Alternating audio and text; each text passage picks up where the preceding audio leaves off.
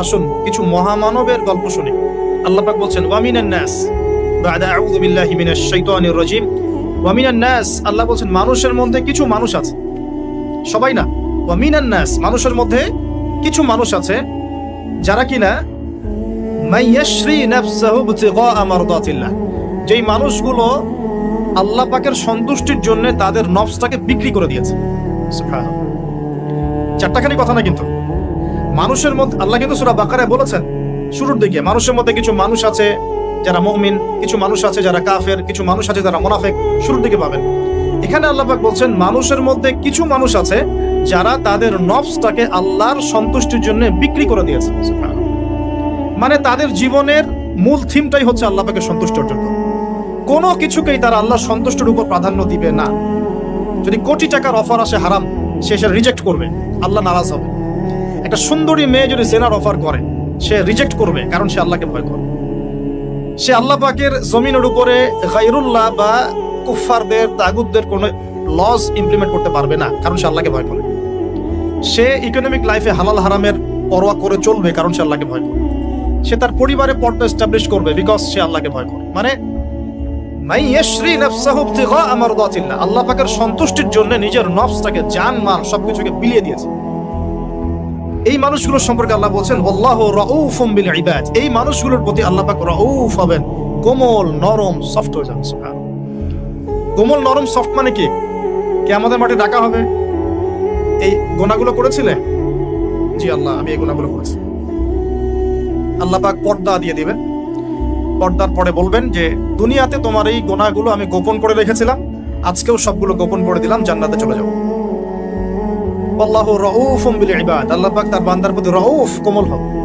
দুনিয়াতে রাউফ কেমন? যে কোনো বিপদ আপদ বালা মুসিবতে সেই ব্যক্তি হাঁটু গেড়ে আল্লাহর কাছে চাবে, আল্লাহ আমার এই সমস্যা, আল্লাহ আমার এই সমস্যা, আল্লাহ আমার এই সমস্যা।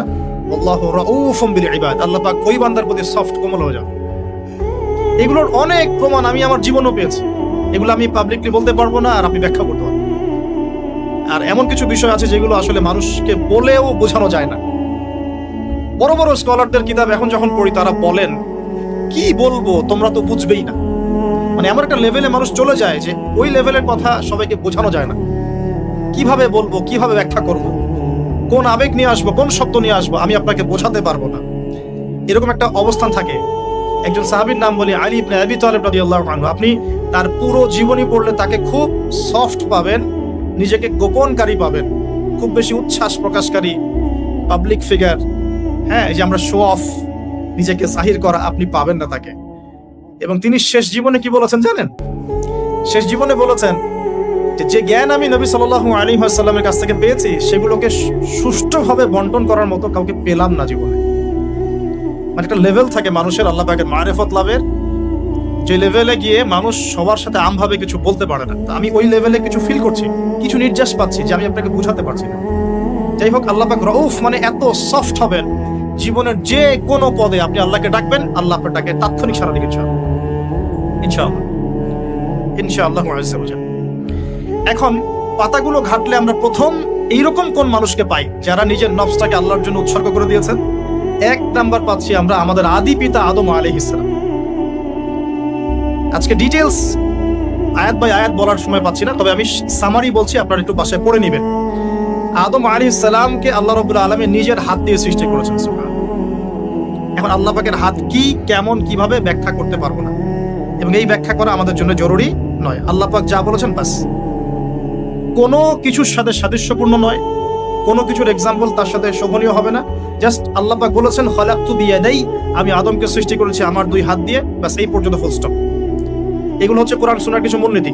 আল্লাহ পাক বলেছেন আর রহমান আলাল আরশি ইস্তাওয়া, রহমান আরশের উপরে সমুন্নত, কোন হালতে কি অবস্থায় আছেন ব্যাখ্যা করতে পারবো না, দরকার নাই, ফুল স্টপ। আদম আলাইহিস সালামকে সবচেয়ে বড় যে নেয়ামত আল্লাহ পাক দিয়েছেন সেটা হলো আদম আলাইহিস সালামকে আল্লাহ পাক তার পক্ষ থেকে ইলম শিক্ষা দিয়েছেন। সুবহানাল্লাহ। আল্লাহ পাক প্রথমেই তাকে সৃষ্টি করে ফেরেশতাদেরকে দিয়ে সিজদা করার নাই, আল্লাহ পাক তাকে আগে জ্ঞান শিক্ষা দিয়েছেন। সূরা বাকারা শুরুর দিকে আছে ওয়া আল্লামাল আদামা আসমাআ কুল্লাহা, আমি আদমকে যত রকম জ্ঞান আছে, আসমাআ কুল্লাহা মানে যত রকম নাম এবং জ্ঞান আছে সবই শিখিয়েছি আদম আলাইহিস সালামকে। উম্মাহ আজকে পিছিয়ে পড়েছে, আদম আলাইহিস সালাম এই মহামানবের জ্ঞানতাত্ত্বিক সুন্নত না নিয়ে আজকে আমরা লেকচার শুনতে চাই, ইউটিউব ফেসবুক থেকে দিন শিখতে চাই, আমরা জ্ঞান অর্জন করতে চাই না। আপনি একটা লেকচারে ডাকেন, আপনি 2-3 লাখ লোক পাবেন, বাংলাদেশেই তো হচ্ছে 2-3-4-5 লাখ লোক, কিন্তু আপনি 5 লক্ষ লোককে 6 মাস একটা সিস্টেমেটিক সিলেবাস দিয়ে পড়াশোনা করতে বলেন, দে উইল ডিনাই। শুরু করে দেন, দেখবেন তার মধ্যে 10 জন বাকি আছে, বাকি সবাই রিজেক্ট করেছে। উম্মার সবচেয়ে বড় সমস্যা এখন, ইয়াংদেরকে স্পেশালি বলছি, জ্ঞানতাত্ত্বিক রেভলিউশনের ঘাটতি আছে। আমরা অনেক কিছু করতে চাই, অনেকে দাওয়ার কথা বলেন, জিহাদ ফি সাবিলিল্লাহর কথা বলেন, ইসলাম প্রতিষ্ঠার কথা বলেন, জ্ঞান অর্জন করতে চান না। ইলম অর্জন ছাড়া আপনি কিছুই করতে পারবেন না দিনের জন্য। Absolutely nothing you can do. আপনি কিছুই করতে পারবেন না।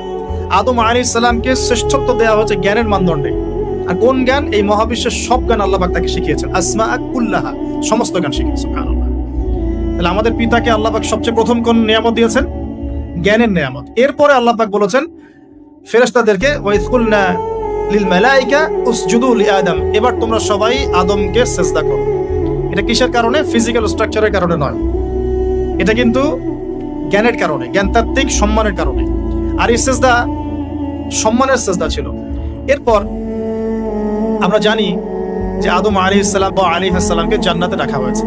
সেখানে ওই যে ফেরেশতাদের মধ্যে লুকিয়ে থাকা জিন, যার নাম ইবলিস, সে সিজদা করে নাই। ইবলিস কিন্তু ফেরেশতা ছিল না, এটা ভুল কথা। ইবলিস কানা মিনাল জিন্নি ফাফাসাকা আন আমরি রাব্বিহি, ইবলিস ছিল জিন জাতির একজন যে তার রবের আদেশকে লঙ্ঘন করেছে। ইবলিস ফেরেশতা ছিল না, এটা ভুল কনসেপ্ট।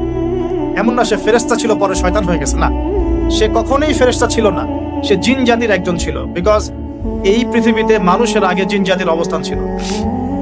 এর পূর্বে হয়তো আরো কিছু ছিল, আমরা জানি না, আল্লাহ পাক গোপন করে দিয়েছেন, আমরা জানি না। এখন ইবলিস সিজদা করেনি কেন? বিকজ সে বলেছিল খলাকতানি মিন নার ওয়া খলাকতাহু মিন তিন, আমাকে সৃষ্টি করেছেন আপনি আগুন দিয়ে, আদমকে সৃষ্টি করেছেন মাটি দিয়ে, কেন আমি আদমকে সিজদা করব? সে আদমকে সিজদা না করে এটা প্রমাণ করতে চাচ্ছে যে আল্লাহ আপনি ভুল, আমি সঠিক। নাউজুবিল্লাহ। এটাকে বলা হয় বাতিল কিয়াস, বাতিল কিয়াস, ভুল কিয়াস। এবং শুধু তাই না, আল্লাহ রাব্বুল আলামিন তাকে ওয়ার্ন করার পরেও সে কিন্তু ইউটার্ন করে তওবা করে ফিরে আসে নাই। সে তার মতের উপর অটল ছিল। পক্ষান্তরে আমাদের পিতামাতা যখন ফল খেয়ে ফেলেছেন জান্নাতে, যখন পোশাক খুলে গেছে, জান্নাতের পোশাক খুলে গেছে, ফল খাওয়ার পর প্রথম যে ঘটনা ঘটেছে, গায়ের পোশাকটা খুলে গেছে। দেখেন, সর্বপ্রথম আমাদের পিতামাতাকে জান্নাতে ফেরেশতাদের সামনে ইবলিস নগ্ন করে দিয়েছে। এটা ছিল আমাদের প্রতি ইবলিসের সবচেয়ে বড় আঘাত। শুরুতে, প্রথম আঘাত। শুরুতে শিরক করাতে পারে নাই, বেদাত করাতে পারে নাই, হারাম খাওয়াতে পারে নাই ইত্যাদি। শুরুতে আমাদের পিতামাতাকে সে অবাধ্যতায় লিপ্ত করে গা থেকে জান্নাতের পোশাকটা খুলে ফেলে দিয়েছে।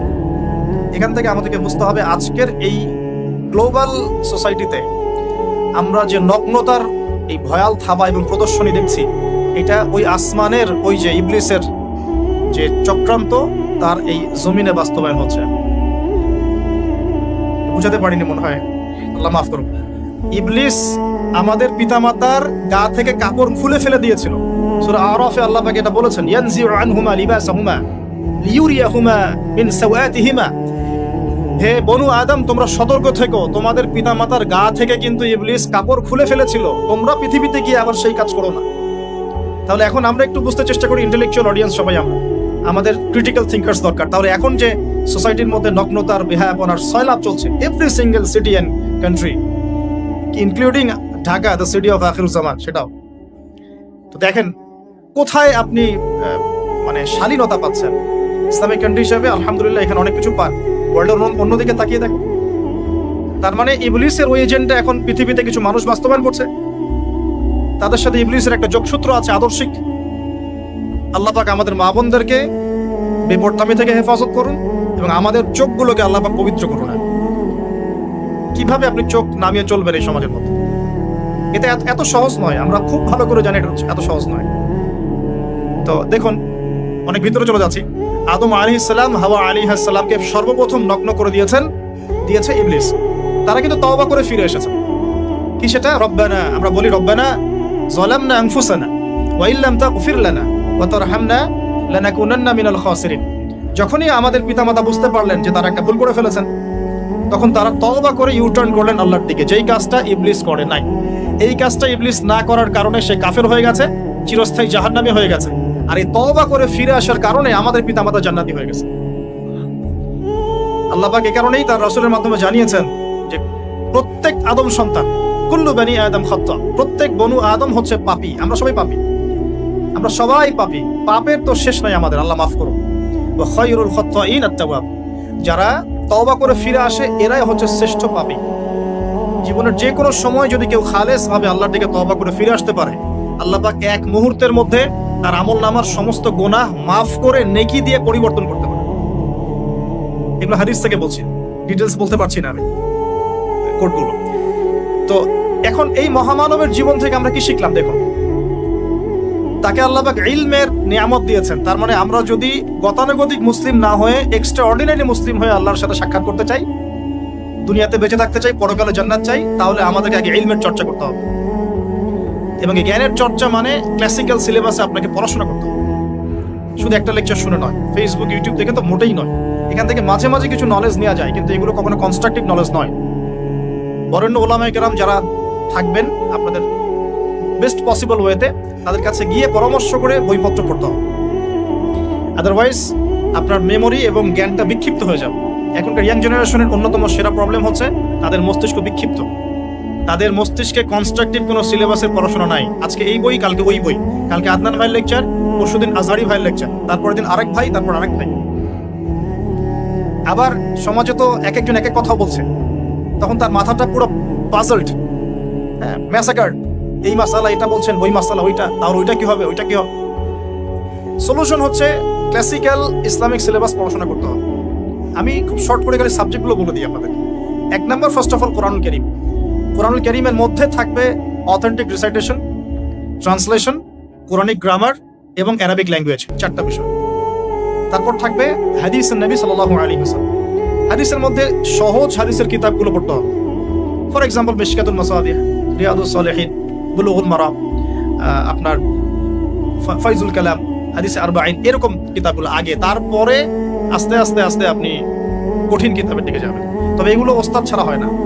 এরপর দরকার হচ্ছে সিরাত, নবী সাল্লাল্লাহু আলাইহি ওয়াসাল্লামের পবিত্র জীবনী। এই জীবনী যার জানা নাই, সে তার জীবনটাকে রাসূলের সিরাতের আলোকে মেলাতে পারবে না। এবং দ্বীন ইসলাম নিয়ে কিছু করতে চাইলে রাসূলের সিরাতের সুন্নাহ মাফিক করতে পারবে না।